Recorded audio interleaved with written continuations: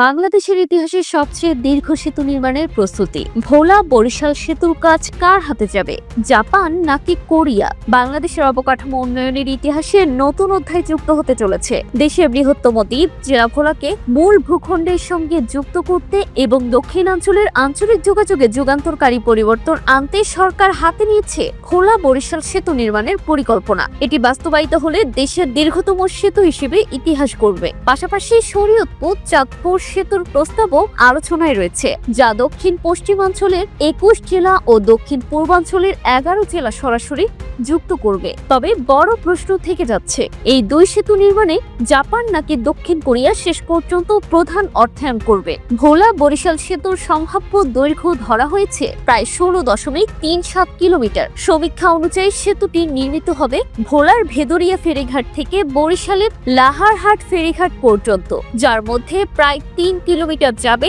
শ্রীপুর চর হয়ে। প্রকল্প বাস্তবায়নে ব্যয় ধরা হয়েছে প্রায় 17,466 কোটি টাকা। শুধু মূল সেতু নয়, এর সঙ্গে যুক্ত হবে প্রায় 5 কিলোমিটার সংযোগ সড়ক, নদী শাসন কাজ এবং জমি অধিগ্রহণ। সব মিলিয়ে এটি দেশের সবচেয়ে ব্যয়বহুল অবকাঠামো প্রকল্পগুলোর একটি হিসেবে বিবেচিত হবে। ভোলা জেলার অবস্থান বাংলাদেশের অর্থনীতি ও সম্ভাবনার দিক থেকে অত্যন্ত গুরুত্বপূর্ণ। প্রায় 20.5 লাখ মানুষের এই জেলাকে বলা হয় কুইন আইল্যান্ড অব বাংলাদেশ। চারদিকে নদী বেষ্টিত হওয়ায় ভোলার সঙ্গে যোগাযোগের একমাত্র ভরসা এখন নদীপথ। বরিশাল থেকে লঞ্চে ভোলা যেতে লাগে প্রায় 2 ঘন্টা, স্পিড বোর্ডে লাগে 40 মিনিট। কিন্তু বৈরী আবহাওয়ায় এই যাত্রা হয়ে ওঠে ঝুঁকিপূর্ণ।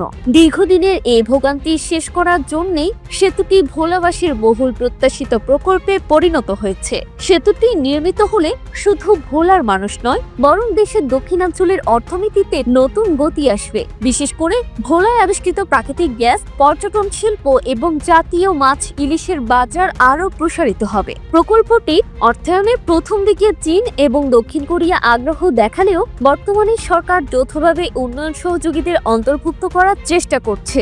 দক্ষিণ কোরিয়ার ইকোনমিক ডেভেলপমেন্ট কোঅপারেশন ফান্ড থেকে ঋণ পাওয়া গেলে শর্ত হবে কাজ অবশ্যই কোরিয়ান ঠিকাদারদের দিয়ে করতে হবে। এই ঋণের সুদের হার 0.01 থেকে 0.05% এবং পরিশোধের মেয়াদ প্রায় 40 বছর, যা বাংলাদেশের জন্য অত্যন্ত সুবিধাজনক। একই সঙ্গে জাপানকেও প্রকল্পের বাস্তবায়ন দেওয়া হয়েছে। তারা সরকারি বেসরকারি অংশীদারিত্ব কাঠামোয় আগ্রহ দেখিয়েছে। পরিকল্পনা কমিশন বর্তমানে এই প্রস্তাবগুলো পর্যালোচনা করছে। এদিকে শরীয়তপুর চাঁদপুর সেতু প্রকল্পের সম্ভাব্য ব্যয় ধরা হয়েছে প্রায় 15,957 কোটি টাকা। প্রায় 8 কিলোমিটার দীর্ঘ এই সেতুটি নির্মিত হলে দেশের দক্ষিণ পশ্চিমাঞ্চলের 21 জেলা এবং দক্ষিণ পূর্বাঞ্চলের 11 জেলা সরাসরি যুক্ত হবে। চট্টগ্রাম থেকে খুলনা দূরত্ব প্রায় 90 কিলোমিটার কমে আসবে। ঢাকার উপর যানবাহনের চাপও অনেকটা হ্রাস পাবে। এই প্রকল্প নিয়েও দক্ষিণ কোরিয়া ও জাপান উভয়ই আগ্রহ প্রকাশ করেছে। সরকারি সমীক্ষা বলছে শুধু ভোলা বরিশাল সেতুই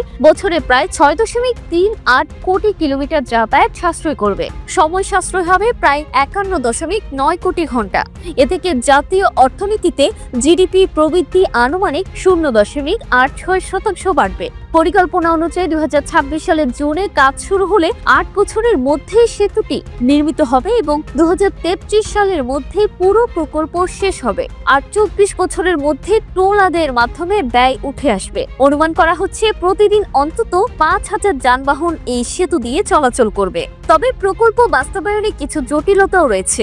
সেতুটি নির্মাণ হবে ইলিশের অভয়ারণ্য এলাকায়, তাই রাতে কাজ করা যাবে না। শব্দ কমাতে হবে, নদী শাসনে বিশেষ সতর্কতা নিতে হবে। এগুলো সমীক্ষায় সুপারিশ আকারে উল্লেখ করা হয়েছে। তাছাড়া প্রায় 500 একর জমি অধিগ্রহণ এবং 18 কিলোমিটার নদী শাসন করাও বড় চ্যালেঞ্জ হয়ে দাঁড়াবে। প্রতিবেদনটি তৈরিতে তথ্য ও উপাত্তের সাহায্য নেওয়া হয়েছে দূরবীন নিউজ থেকে। আর এতক্ষণ আপনার সঙ্গে ছিলেন বিশ্ব বাংলার। সেই সঙ্গে আপনি বাংলাদেশের কোন জেলা থেকে এই ভিডিওটি দেখছেন আমাদের কমেন্ট করে জানান। আমরা পরবর্তী ভিডিওতে আপনাকে ধন্যবাদ জানাতে ভুলব না। এতক্ষণ বিশ্ব বাংলার সাথে থাকার জন্য অসংখ্য ধন্যবাদ।